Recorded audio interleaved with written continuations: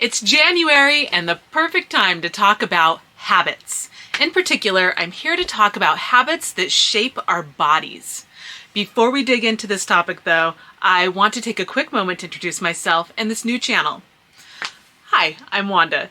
My educational background is in nutrition sciences with a minor in kinesiology, the study of body movement, and I have 20 plus years experience in the health and wellness space, including over a decade as a yoga and Pilates instructor. Over the years, I've worked with thousands of aging clients, and I'm aging too. I'm 45 now, but when I turned 40, I knew I wanted to age gracefully and began exploring techniques like face yoga and gua sha. I have so much to share with you, and that's what this channel, Imbued, is all about, supporting your self-care and pro-aging journey. So let's dig into how our habits shape our bodies. An old friend of mine used to tell a story about her aunt who would occasionally rub her nose like this. Over the years, her aunt's nose took on a hook shape. Now, I have no idea how exaggerated her story might have been, but it's not far from the truth. I'm sharing this to illustrate how little things that we might not even consider shape us. Think about it for a minute. Is there something you do regularly that could be affecting how you look or feel? Maybe you habitually lift your eyebrows and wrinkle your forehead, creating deeper set lines over time. Or maybe you make a scowl face when you're concentrating on something. Or have the nervous habit of chewing on the side of your lip, forming an asymmetrical mouth over time. How about your body posture? Hunch much? There are so many little things we do and don't think about that shape our bodies and faces. Throughout the years, we repeat these moves over and over until lines, folds, sagginess, and other things develop that can zap our self-confidence and how we show up in the world. Today, I'm going to talk about 4 common habits and how to start shifting them in ways that support your self-confidence. When you look in the mirror, do you notice one shoulder higher than the other? Maybe your head even tilts toward it. You might notice creases on one side of your neck and not the other, or one side of your face, maybe it droops a little more. Are you sitting right now? Look down. Do you have one leg crossed over the other? It might surprise you to realize that our postures heavily influence how our faces shape. It makes sense though, because our bodies from head to toes are one giant unit and everything affects everything else. So if we have the habit of favoring one leg to cross over the other, we're creating a misalignment that over time lifts one hip higher than the other, which causes the spine to curve, lifting one shoulder, and then of course our head wants to be level, so we subconsciously tilt one ear to one shoulder, shortening the muscles in the side of the neck and wrinkling the skin. I'm exaggerating here so you can see what I'm talking about clearly, but even a slight misalignment can have a powerful effect in this way over time. I've even had a client who would get headaches on one side, not realizing how she was being affected by all the tension in those side muscles. What to do about it? Well, the obvious answer is to stop crossing our legs, but that can be a challenging habit to change. Instead, practice noticing when your legs are crossed. Every time you become aware of your leg position, switch which leg is on top. Giving both legs more equal time on top can help counter that misalignment. More importantly than that, walk more. Walking creates a locomotive movement that may be the best way to realign your hips and spine. I can't stress how important this movement is, so even if you can't go outside for a stroll, walk in place. Do it while watching TV or even right now while continuing this video. Also, hip opening exercises are great for realignment too. Let me know in the comments if you're interested in a video all about hip aligning moves.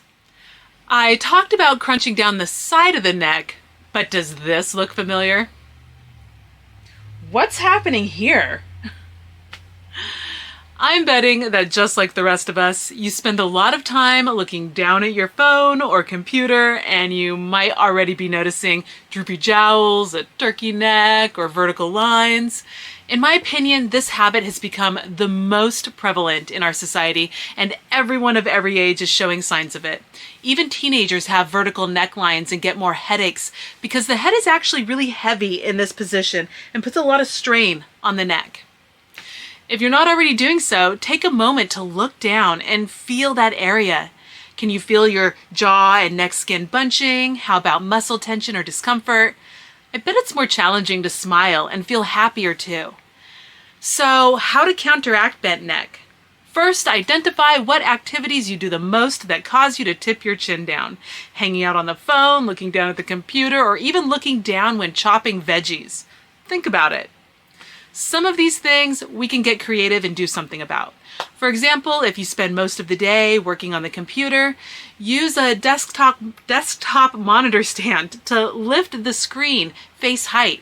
If you're on the phone, practice keeping it higher away from your chest. Recently, I've been practicing propping my elbows up onto my rib cage to hold it higher. Other tasks like looking down to make food aren't as easily adjustable. During these tasks, get into the habit of taking short breaks here and there to look slightly up and tilt your head gently to one side or the other. These neck lengthening exercises are actually amazing to do throughout the day, no matter what you're doing.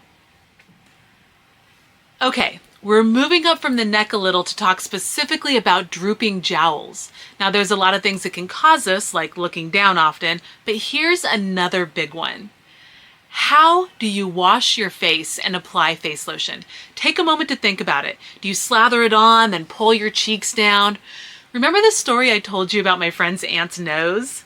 Over time, we can direct the shape our skin and muscles take.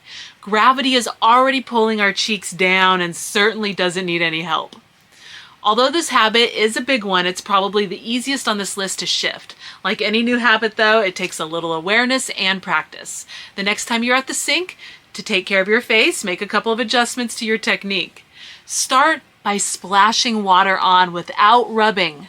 Then put some face wash on your finger pads and starting at your chin, make very gentle upward circles. Move up to your lip area, around your nose, then forehead. Do your cheeks last. The trick here is gentle upward circles. You don't have to apply any pressure because the face wash is already doing the heavy lifting. Rinse with the same splashing motion, then pat dry with a towel. When you're ready to apply lotion, put it on your finger pads, then starting along your cheekbones and around your eyes, gently pat instead of rub.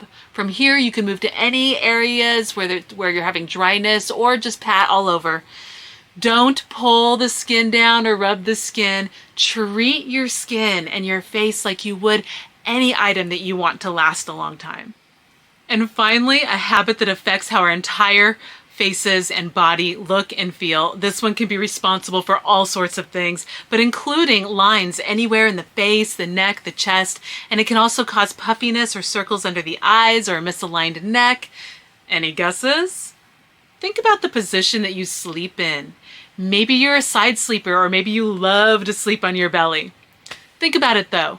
Where is your skin bunching and wrinkling while you're laying there for hours?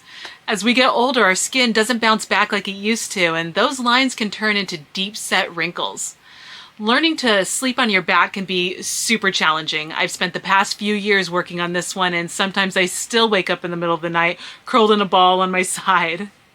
Keep in mind that getting enough quality sleep is far more important than the position you're sleeping in. So if you can't tackle this one, that's okay. With that in mind, you can work on shifting this habit. Practice falling asleep on your back. If you wake up in the middle of the night to find yourself rolled over, like me, then just roll onto your back again. I did this for about a year before my body finally got the message and started sleeping mostly on my back.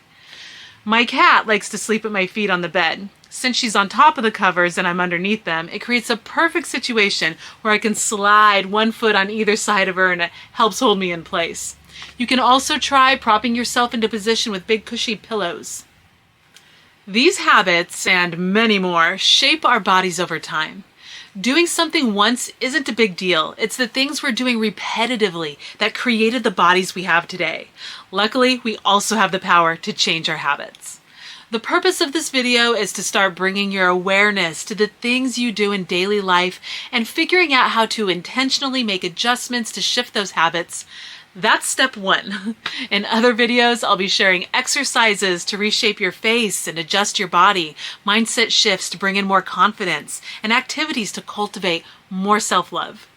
Make sure to follow and like so I stay in your feed. Until next time, have a beautiful day.